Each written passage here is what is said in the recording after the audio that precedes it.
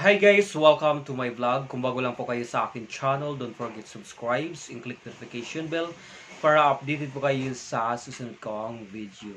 Shoutout pala sa ating mga followers, viewers, relatives, and friends. Kumusta po kayo? May TikTok shop pala ako guys. Sana bisitahin niyo po. Ilagay ko po sa description ang aking TikTok account. Sana magustuhan niyo po ang aking mga produkto doon. This video guys, magbigay po tayo ng konting reaction dito sa 1987 Constitution na gusto amindahan ng ating mahal na Pangulong Marcos at Kamara. Sana ganoon din po ang Senado.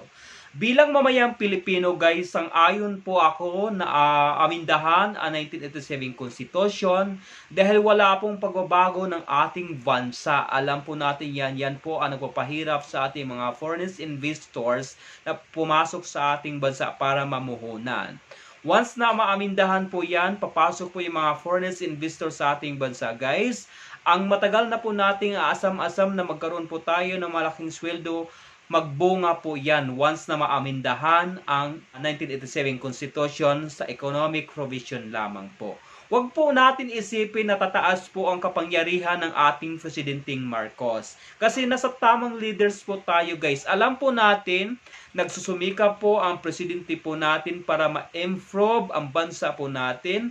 Pumunta siya sa iba't ibang bansa, hindi sa pamagitan po nag-travel lang, kundi nagtrabaho din po yan para paataasin po ang ating relationship sa iba't ibang bansa at lalo na po sa pagpulong niya sa mga economic leaders, no, sa mga business leaders para mag-invest sa ating bansang Pilipinas. At i-congrats po natin ating presidente kasi nagbunga po ang kanyang paghihirap dahil nakapagpasok po siya ng pera ng 4.3 trillion pesos sa ating bansa guys, no? Itong mga namumuhunan po ng mga foreign investors.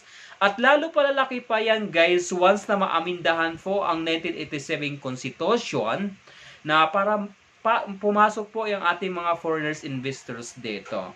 No? Lalo po dito guys, kailangan din po natin maproteksyonan ang West Philippine Sea kasi alam po natin na mahina po talaga ang konstitusyon ng bansa po natin.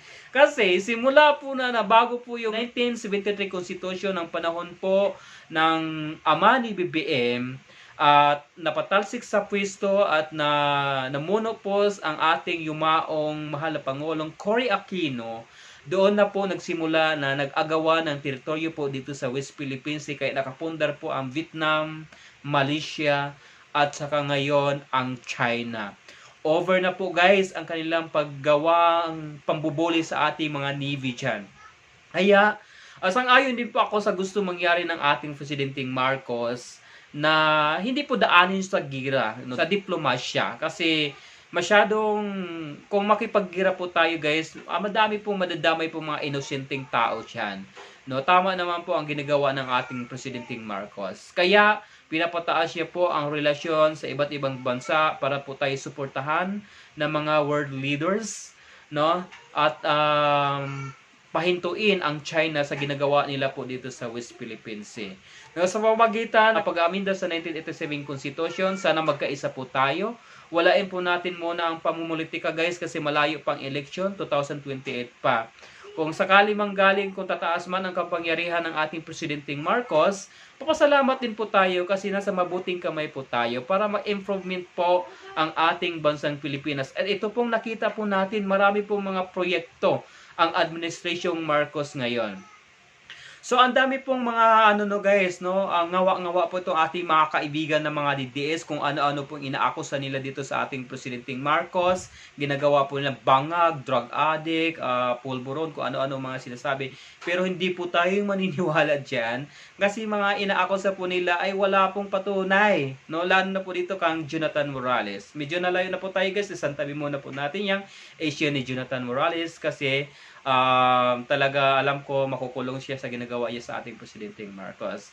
Kaya masyadong pabiktim po talaga ang ating mga kaibigan. Kaya wag po natin paniniwalaan sila bilang mga Marcos loyalist, no? Itong ating mga kaibigan na mga kakakamping ngayon ay sumusuporta po sa atin, lalo itong mga kaibigan po natin na dating DDS ay nasa atin na po. Sana po magkaisa po tayo sa gusto mangyari ng ating Presidenteng Marcos. Magkali survey din po ako diyan guys. Sana po ay suportahan niyo po ang ating vlog para gaganahan din po ako sa ating kali survey, no. Tanungin po natin ang ating mga kababayan kung sang-ayon ba sila sa charter change sa ating bansang Pilipinas. Kasi alam ko guys, para sa akin panahon na para paguhin ang ating batas para po sa ating mamamayang Pilipino kasi napang-iwanan na po talaga tayo ng ibang bansa. So, sana po maintindihan po natin ang gusto mangyari ng ating Presidenteng Marcos. Hanggang dito lang po ang aking vlog, Carcito TV. Maraming salamat po.